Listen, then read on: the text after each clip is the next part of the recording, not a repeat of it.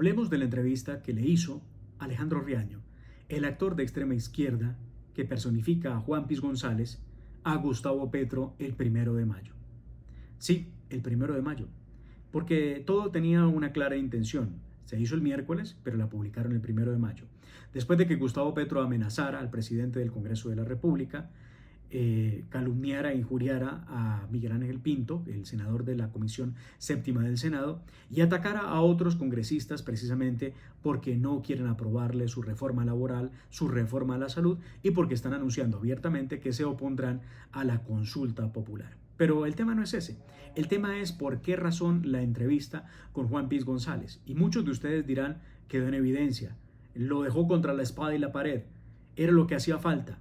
Parece que Juan Piz González se volvió de derecha como el personaje. Pues no, nada de eso es cierto. Todo es una burda estrategia desde la comunicación para distraer el país de los temas realmente importantes. Tanto así que tengo que hablarles a ustedes precisamente de esa entrevista. En la entrevista, que duró un poco más de una hora, Gustavo Petro no respondió a ninguna de las preguntas. Es más, se sentía orgulloso evadiendo las preguntas. Hubo preguntas tan incómodas como, por ejemplo, decirle o insinuarle que si él era consumidor de alguna sustancia psicoactiva y sacó papeletas presuntamente pues, de cocaína y de otro tipo de cosas para proponerle que se dieran un pase. Le habló también de su cita en Panamá, donde se le vio cogido de la mano con una mujer trans, un hombre que se identifica como mujer, en este caso uno que se ha operado para parecer una mujer. Y Petro simplemente se ríe, se burla en la cara de los colombianos de preguntas que, hechas por otro periodista, tendrían una respuesta. Pero como todo esto es una puesta en escena, Petro no contestó y a Juan Piz González no le importó, o más bien al señor Alejandro Riaño, no le importó y lo dejó pasar. Es una estrategia para desviar la atención. Les explico y les doy un símil de eso que ha ocurrido en Colombia. En algún momento recuerdan ustedes que en Colombia hubo un escándalo porque el presidente Iván Duque había permitido que su esposa y sus hijos se desplazaran a un parque de diversiones y utilizaron un avión presidencial. Lo recuerdan, ¿verdad?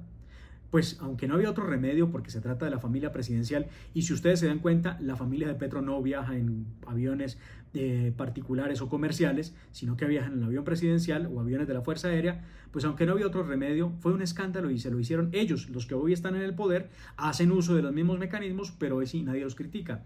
Pues muy bien, en aquella oportunidad el escándalo era tremendo contra Iván Duque y su familia. Y la forma de acabar con el escándalo fue la más increíble para muchos de los que no daban crédito a lo que veían. Pues resulta que salió a los medios de comunicación en su momento el jefe de prensa del presidente Iván Duque, Hassan Nazar, y le dio una entrevista a Vicky Dávila. Una entrevista que salió muy mal, pero más que muy mal, muy bien programada y muy bien lograda por parte de Hassan, porque logró exacerbar los ánimos tanto de Vicky Dávila que la sacó del lugar y la puso en una situación donde ella terminó por insultarlo durante 2 minutos con diferentes adjetivos, ¿recuerdan? Que le decía peludo, le decía archibaldo, le decía mediocre, le decía una cantidad de cosas. Y adivinen cuál era la noticia después del mediodía. La noticia no era el viaje a Panaca de los niños y la esposa del presidente de la República. La noticia era el enfrentamiento entre Vicky Dávila y Hassan Nazar. Y listo, se acabó.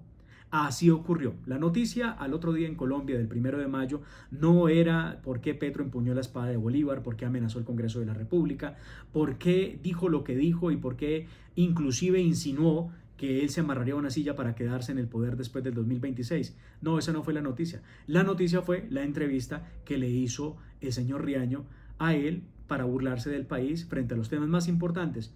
Porque ni una sola palabra del plan Pistola, del Clan del Golfo, que deja más de 30 hombres de la fuerza pública asesinados, ni una sola palabra de la falta de subsidios de vivienda, ni una sola palabra sobre el tema del ICETEX, que sigue muy mal, ni una sola palabra de lo que va a pasar en Colombia con los secuestros que viene adelantando la minga indígena que se mete a una entidad pública, secuestra a los funcionarios y nadie dice nada.